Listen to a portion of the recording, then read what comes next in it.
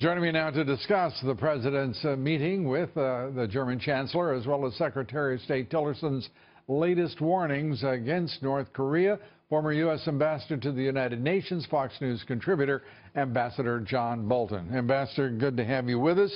The president, first of all, meeting with Merkel, making it very clear his displeasure with her nation's policies, and the crises that the president obviously thinks she authored when it comes to refugees and illegal immigrants in her country. Your thoughts? Well, look, I think it's important to have, as they say in diplomacy, full and frank discussions with your closest allies. I'm sure another element, of course, was the question of NATO members meeting the commitments they all voluntarily engaged in to spend 2% of their gross national product on defense, which Germany has not done for quite some time. Hasn't even gotten close. That's half of it in recent years. So, look, it's not to say that the fundamental interest of Germany and the United States have diverged. We've got administrations pursuing different policies. Merkel will face her electorate this fall, and we'll see what the outcome is.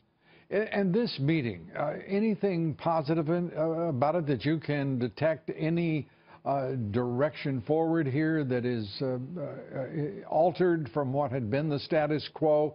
Any progress at all in either moving to her nation's responsibilities for full 2% of the budget for NATO, her responsibilities to bring that trade deficit that we have with Germany into line, and to create some reciprocity between the two major trading partners?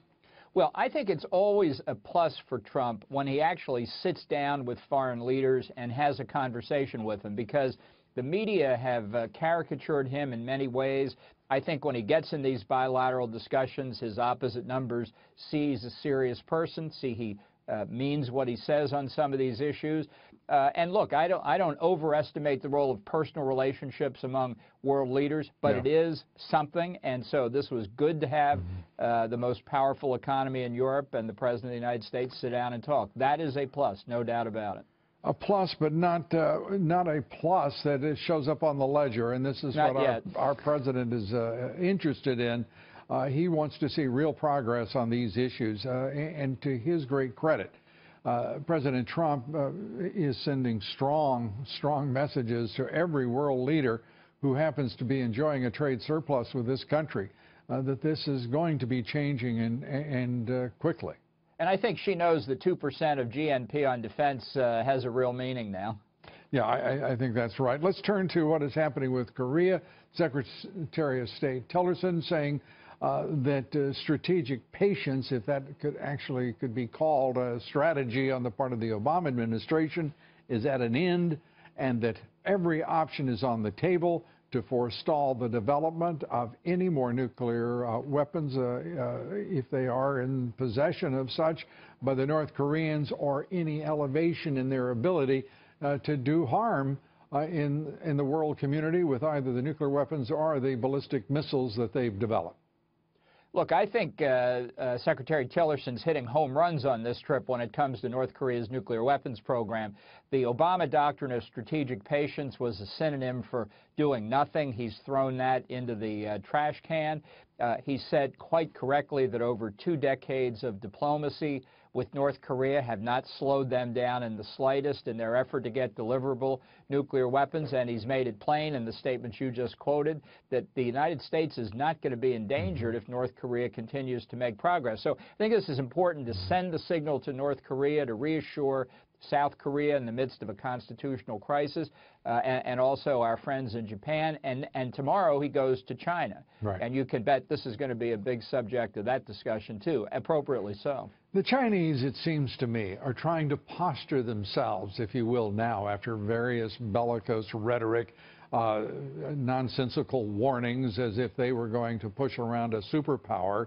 And now they're trying to position themselves as a neutral force between two wayward children on the global stage, that is North Korea and the United States. It's pure balderdash. It is pure nonsense, and it is obvious nonsense to, I think, most of the world.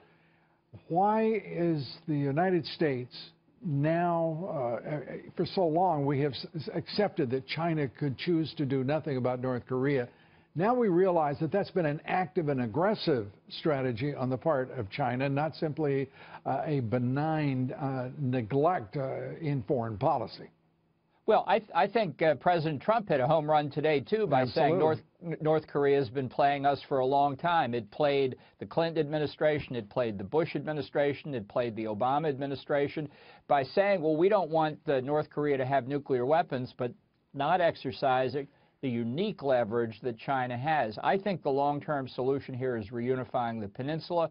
I don't know that that's on the table in these discussions, but I'll tell you, the issue here is holding China to its own words. If they say they don't want North Korea to have nuclear weapons, they have the unique capacity to make that happen. Well, they're not going to have nuclear weapons. President Trump has made that clear. They're just simply not going to advance beyond this point. The choice now will be Beijing's, I think it is accurate to say, as to whether or not this is done in a positive, productive, and progressive way. Unification would be one of those options. But for crying out loud, this president campaigned on smart government.